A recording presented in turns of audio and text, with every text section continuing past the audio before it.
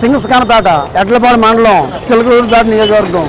భోజనం పత్తిపాటి పుల్లారావు గారు ఎన్నో రోజులు కూడా పెడుతుంటే దానికి వారం లేక మామూలుగా తాళాలు వేసారు రూములకి. ఎండలో నిలబడి జనం అందరూ భోజనాలు తినాలా? అది సాధ్యమైన పనేనా? అన్నం పెడతాం కూడా మీరు అది నోసుకోలేకపోతున్నారు తినే వాళ్ళకి. దురదృష్టకాలం, అది మంచిది కాదు. ఎప్పటికైనా సాగిపోవాలంటే మీరు పద్ధతి మార్చుకోండి, బాగుంటది.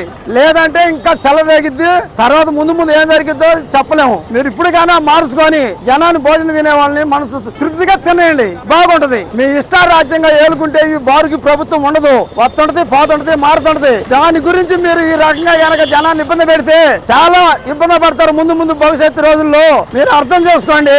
ఈ జనాన్ని అందరూ ఎండలో పెట్టి నిలువుని వంతున అన్నం తింటున్నారు, అది మీకు సాధ్యమైన పని కాదు.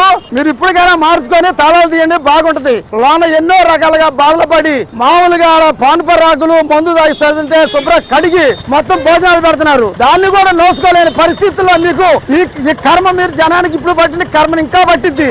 ఇది మార్చుకొని పద్ధతిగా తాళాలు తీపియండి. చిలుకలూరుపేట నియోజకవర్గంలో పత్తిపాటి పుల్లారావు గారి చారిటబుల్ ట్రస్ట్ ఆధ్వర్యంలో గడాసం సెంటర్ లో 65 రోజులుగా నడుపుతున్న అన్నా క్యాంటీన్ ఈ రోజు ఒక మచ్చుతునక, అంటే ఒక బ్లాక్ డే. ఎందుకంటే పేద ప్రజలందరూ ప్రతిరోజు 400 మంది మధ్యాహ్నం పూట 2 రూపాయలకే భోజనం చేసే ఒక మంచి మహత్తర కార్యక్రమాన్ని గౌరవనీయులు మాజీ మంత్రులు పత్తిపాటి పుల్లారావు గారు శ్రీకారం చుట్టారు. ఇక్కడ ఉన్న పేద ప్రజలను హర్షించారు. ఎందుకంటే 2 రూపాయలకి కడుపు నిండా భోజనం పెడుతున్నారని నిన్నటి వరకు చాలా ఆనందంగా ఉన్నారు. కానీ ఈ రోజు చిలుకలూరుపేట మున్సిపల్ ఆఫీసర్ కమిషనర్ గానీ మరి ఆ సిబ్బంది ఎవరు వేశారో ఈ రోజు అన్నా క్యాంటీన్ కి తాళం వేశారు. మళ్ళీ కొత్తగా గేట్ ఒకటి తయారు చేసి తాళం వేశారు. ఏమండి కమిషనర్ గారు, ఇక్కడ రాజకీయాలు పక్కన పెట్టండి. పత్తిపాటి పుల్లారావు గారు మాజీ మంత్రివర్యులు, అతను కూడా అధికారంలో మంత్రిగా పనిచేశారు. ఈ రోజు అతను అన్నా క్యాంటీన్ పెట్టి పేద ప్రజలకు భోజనం పెడుతుంటే మున్సిపల్ పరిధిలో ఉండేది. ఇక్కడేమో నిన్నటి దాకా గంజాయి ప్యాకాట్ ఆడుతుంటే అప్పుడెప్పుడు తాళాలు వేయలేదు. ఈ రోజు పేద ప్రజలు లోపల నుంచి అన్నం తింటుంటే మీకు ఎందుకు ఇలా తాళాలు వేశారు? దయచేసి ఇక్కడ ప్రజలందరూ మీరు సమాధానం చెప్పాలా. రేపు మీరు మున్సిపల్ ఆఫీసుల నుంచో లేకపోతే మీరు వస్తారో మీ సిబ్బంది వస్తారో ఈ తాళం తీపించకపోతే రేపు ఇక్కడ ఉన్న ప్రజలందరికీ మీరు సమాధానం చెప్పాల్సి వచ్చింది. ఎందుకంటే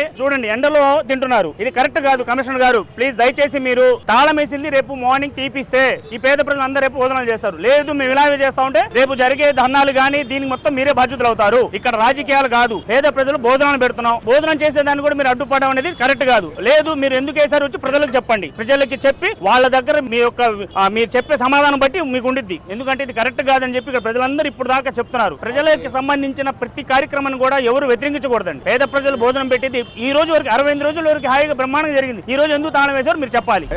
దగ్గర ఫోన్ చేస్తున్నామండి, నడియండలో రోడ్డు మీద ఉండి మరి దారుణంగా అయిపోయింది. మున్సిపాలిటీ గారు, కమిషనర్ గారు మీరు దయచేసి ముసలోళ్ళం, ఆవిటోళ్ళం, గుడ్డోళ్ళం అందరూ ఉన్నామండి.